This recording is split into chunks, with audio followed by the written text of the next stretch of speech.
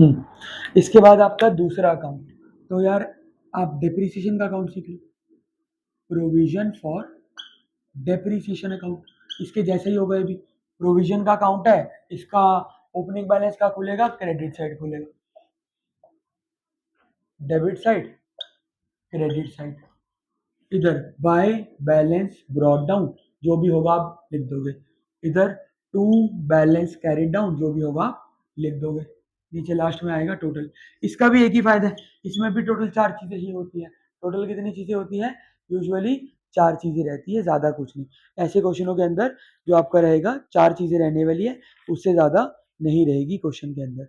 अब भाई अगर क्वेश्चन में लिखा है कि डेप्रीसिएशन चार्ज ऑन मशीन, उसको आप यहाँ बोलोगे बाय डेप्रीसिएशन, जितना भी होगा लिख दोगे।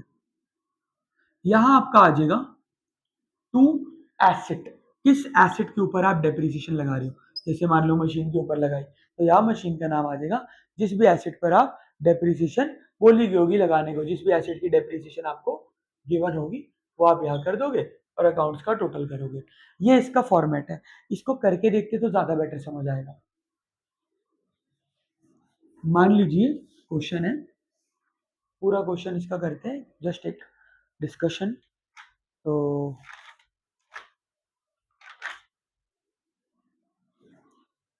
मान लो क्वेश्चन के अंदर आपको डेप्रीसिएशन के 2 बैलेंस गिवन है। लेट इट बी, क्वेश्चन में डेप्रीसिएशन के, देखो अकाउंट उसी का बनेगा जिसके 2 बैलेंस होंगे। तो डेप्रीसिएशन का अकाउंट सिर्फ तब बनेगा जब डेप्रीसिएशन के 2 बैलेंस होंगे। 2025 2024, 2025 में 2 लाख, 2024 में 1 लाख, और नीचे लिखा हुआ है depreciation charge on machine 10,000।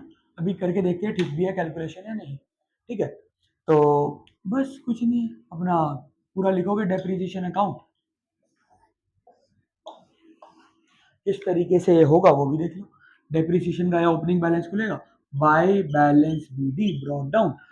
Opening balance क्या आपका 1 लाख, 1 2 3 4 5, यहाँ पर आपका carry down to balance CD कितना है 2 लाख, 1 2 3 4 5। ये बेसिक सिनेरियो रहने वाला है। आगे क्या होगा भाई, मैंने बोला था यहाँ लिख देना टू एसेट गिवन। किस एसेट पे लगाई है भाई? मशीन पे लगाई है, गिवन है कितनी लगाई है 10,000। तो टोटल कर लो, 2 लाख और 10,000, 2,10,000। टोटल तो अकाउंट का सेम आता है 2,10,000। यहाँ बैलेंस बचेगा, उसको मैं बोल दूंगा बाय डेप्रीसिएशन 1,10,000। अब रही बात इसकी जरूरत क्या थी भाई, what's the purpose of this account, क्या फायदा है इसका?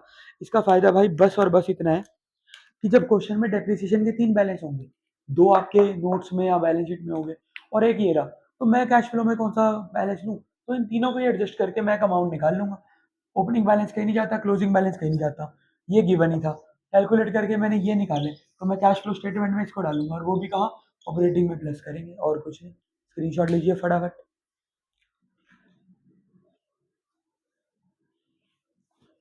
तो भैया फिर एसिड अकाउंट कब बनता है? जब एसिड के 2 बैलेंस और उसकी एक एडजस्टमेंट हो। इसी क्वेश्चन में अगर एसिड के 2 बैलेंस और उसकी एक एडजस्टमेंट होती ना, एसिड अकाउंट बना देते।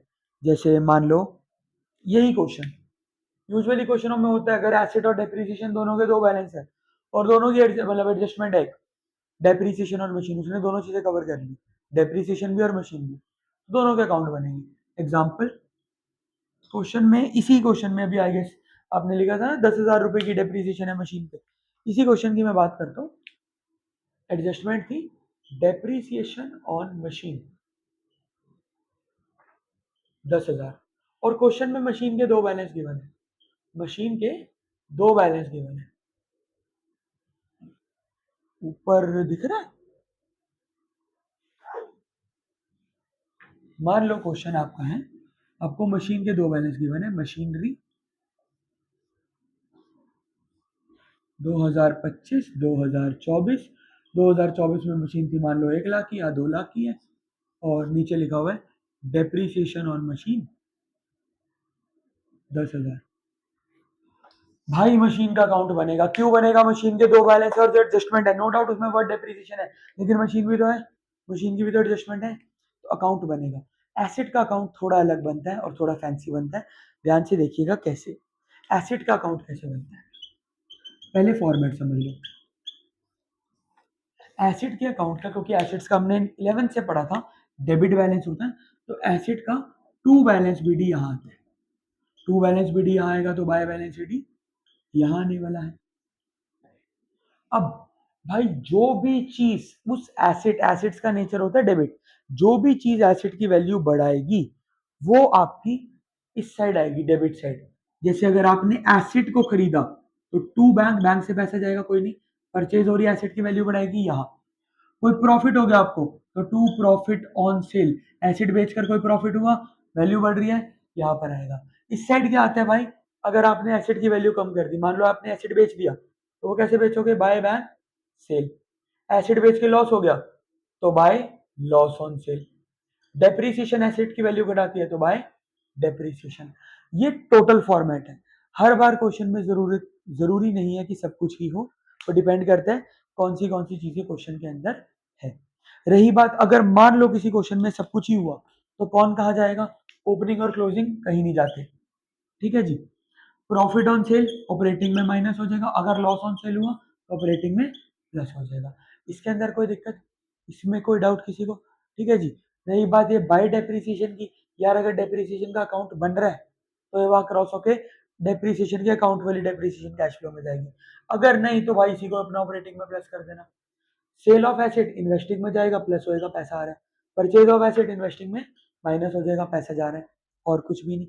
इसी वाले क्वेश्चन को करके देखते हैं अच्छे से।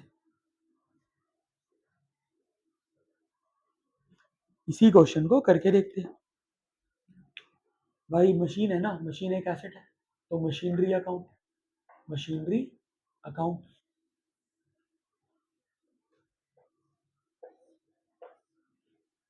Particulars amount, particulars amount. Machine का डेबिट बैलेंस होता है तो अभी लिख लेते हैं। सबसे पहले to balance brought down, asset का अकाउंट इस साइड ओपन होता है, ब्रॉड डाउन कितना शुरुआती 1 लाख, या नीचे आ जाएगा लास्ट में बाय बैलेंस कैरिड डाउन कितना है 2 लाख। अभी देख लेते हैं इस क्वेश्चन में क्या होगा। कह रहे डेप्रीसिएशन है मशीन पे 10,000 की, डेप्रीसिएशन एसेट की वैल्यू घटाता है, क्रेडिट साइड आएगा, बाय डेप्रीसिएशन चार्ज कितनी है 10,000, बस वैल्यू निकाल लो। 2 लाख और 10,000, 2,10,000, 2,10,000, 2,10,000 में से आपका 1 लाख गया तो यहाँ पर क्या बचेगा 1,10,000। उसको मैं क्या मान लूंगा, टू बैंक परचेज, कि भाई मैंने इतने का एसेट खरीदा होगा साल भर में, तभी ऐसा हिसाब किताब बन रहा है। क्योंकि यार खुद भी दिमाग लगाओ, शुरुआत में 1 लाख की मशीन थी, अब 2 लाख की है, मतलब 1 लाख की मशीन परचेज कर ली और 10,000 डेप्रीसिएशन का भी घटा, तो टोटल 1,10,000 का आपका खर्च भाव हुआ वहां पे, खर्चा सा।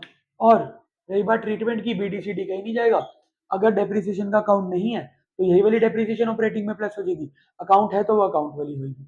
और ये परचेज आपको पता है इन्वेस्टिंग में क्या होता है, माइनस। सिंपल सा क्वेश्चन था। और भाई इसके लॉजिक्स वो जरा चिल्लर पॉइंट्स पे आ जो बहुत सारे जो इसमें है, जो आपने लिखे हुए हैं। एसिड्स के केस में भाई आपका एक लॉजिक आता है, वो बुक वैल्यू ओरिजिनल कॉस्ट वाला। पहले एसिड की बुक वैल्यू निकलती है ओरिजिनल कॉस्ट माइनस डेप्रिसिएशन करके, फिर अगर आपको प्रॉफिट या लॉस चेक करना है तो sales price minus book value. Example से समझो, एक एसिड था जिसकी कॉस्टिंग थी 10,000, उस पर डेप्रिसिएशन लग चुकी थी 2,000, तो और उसको बेचा आपने 11,000 में, तो बताओ प्रॉफिट है या लॉस है। तो देख लेते हैं, सबसे पहले इसकी बुकिश वैल्यू निकालो, ओरिजिनल कॉस्ट माइनस डेप्रिसिएशन करके। कॉस्ट थी 10,000, डेप्रिसिएशन काट दी 2,000, कितनी बुकिश वैल्यू है इसकी 8,000। बेचा कितने में, प्रॉफिट लॉस कैसे पता लगेगा, प्रॉफिट है या loss, sales price minus book value. मैंने बेचा 11,000 में, बुक में वैल्यू 8,000 थी, 3,000 का पॉजिटिव आ गया तो 3,000 का मेरा क्या हो गया, प्रॉफिट हो गया। लॉस भी आ सकता है, नो प्रॉफिट नो लॉस भी आ सकता है, एक लॉजिक ये। और चैप्टर में भैया क्या लॉजिक है, पहले इतना पॉज करके वीडियो दोबारा देख लेना। और चैप्टर में बहुत सारे लॉजिक है भाई, जैसे कि अगर आपका बहुत तगड़ा ट्रीटमेंट है। प्रपोज डिविडेंड हो आपका, तो इसके साथ क्या किया जाता है? प्रपोज डिविडेंड बहुत बार एग्जाम में पूछा जाता है। प्रपोज डिविडेंड, इंटरिम डिविडेंड, ये दो तीन चीजें हैं, क्वेश्चन में कई बार पूछी जाती है। ठीक है, प्रपोज डिविडेंड का भाई ऐसा है, दो बैलेंस होंगे आप पे, एक आप पे होगा प्रीवियस ईयर वाला बैलेंस, एक होगा करंट ईयर वाला बैलेंस। आपने प्रपोज डिविडेंड के केस में सिर्फ एक ही बैलेंस को कंसीडर करना है। प्रपोज डिविडेंड का करंट ईयर बैलेंस कहीं नहीं आता। प्रपोज डिविडेंड होता है जो डिविडेंड आपने ऑफर करा, करंट वाला अगले साल में देंगे, अभी इस साल उसका कोई लेना देना नहीं है। आप जो भी करोगे प्रीवियस ईयर के बैलेंस के साथ करोगे, और ये दो जगह जाएगा। जो प्रपोज डिविडेंड का प्रीवियस ईयर वाला बैलेंस है, फाइनेंसिंग में माइनस और ऑपरेटिंग में नेट प्रॉफिट में प्लस। एक इस बात का आपको ध्यान रखना है प्रपोज डिविडेंड के केस में। ठीक है, और ये कुछ थे, और इसके लॉजिक्स क्या थे चैप्टर के, और इसमें जो छोटी मोटी चीजें किसी ना किसी क्वेश्चन में आती है, लोन कैसे निकालते हैं, वो इंटरेस्ट कैसे निकालते हैं। मान लो क्वेश्चन में लिखा हुआ है 12% का लोन है जी, 2025-2024, 1 लाख था, 2 लाख है, और नीचे लिखा हुआ है लोन वॉज रीपेड ऑन 31 मार्च 2025। पूरे साल खत्म होने के बाद लोन चुकाया है, मतलब पूरे साल आप पे 2 लाख रुपए थे, तो इसका इंटरेस्ट कैलकुलेट कर लो। 2 लाख का 12%, 24 हजार इंटरेस्ट पेड है, दो जगह जाएगा, एक ऑपरेटिंग में प्लस, एक फाइनेंसिंग में माइनस। इंटरेस्ट पेड के एक बार नोट्स देख लेना अच्छे से कि कैसी कैसी कैलकुलेशन रहती है। अगर किसी भी चीज से पहले परसेंटेज लिखी है, वो उसका इंटरेस्ट रेट होता है, वो निकालना है, वो डिवेंचर्स की हो, लोन की हो, जिस मर्जी की हो। और इस चैप्टर के भैया लॉजिक एक बार फटाफट देख ले हम, अगर कुछ और है तो। थ्योरी का तो अलग है, न्यूमेरिकल पॉइंट ऑफ व्यू से जो आपके क्वेश्चनों में यूज होते हैं, और इसके अलावा बहुत रेयरेस्ट ऑफ द रेयर किसी क्वेश्चन में आएगा, आपको क्वेश्चन में दुखी करने के लिए बोल देगा एसपीआर। अभी शेयर्स करके हटे हो, सिक्योरिटी प्रीमियम रिजर्व, ये किसका टॉपिक है? शेयर्स का ना। अगर क्वेश्चन में एसपीआर गिवन हो, इसको क्या करोगे? It is to be added in share. Shares कहाँ आते हैं भैया? फाइनेंसिंग में, तो फाइनेंसिंग में एसपीआर को ऐड कर दिया जाएगा। एक छोटा सा लॉजिक ये है। और कोई लॉजिक? करंट इन्वेस्टमेंट का ध्यान रखना। करंट इन्वेस्टमेंट का क्या लॉजिक है? करंट इन्वेस्टमेंट आपकी एक कैश एंड कैश इक्विवेलेंट है, बच्चे गलती कर देते हैं। दो बैलेंस और एडजस्टमेंट पे क्या बनेगा? अकाउंट बनेगा। और इंटरेस्ट का ध्यान रखना है एक तो क्वेश्चन में, बुक वैल्यू, ओरिजिनल कॉस्ट। इसके अलावा और कुछ छोटे मोटे लॉजिक्स।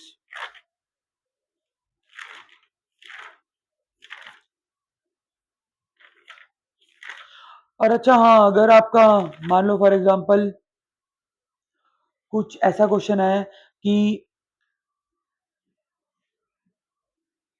फॉर एग्जांपल ऐसा क्वेश्चन है जो भी मैंने इंटरेस्ट का बताया ना आपको, 12% डिवेंचर, 2 लाख, 1 लाख, 2025, 2024, कुछ नहीं लिखा हुआ कि कब इशू करे, कब रीपे करे, तो आप ना प्रीवियस ईयर पे इंटरेस्ट निकाल लो 12,000, और एक लाइन लिख दो कि मैंने एज्यूम करा, it has been assumed that debentures were issued on last date of the year, तो इसलिए पूरे साल हमने 1 लाख पे ब्याज लगाया। बस एक क्लैरिफिकेशन दे दो, और कुछ नहीं। और इसमें लॉजिक, रिडीम का मतलब रीपेमेंट होता है, ठीक है, प्रपोज डिविडेंड हो गया। बाकी और कोई होगा तो अभी आप जब अपनी एक्स्ट्रा क्लास में बैठे होंगे तब पूछ लेना, और कोई छोटा मोटा लॉजिक वगैरह आएगा। ठीक है जी।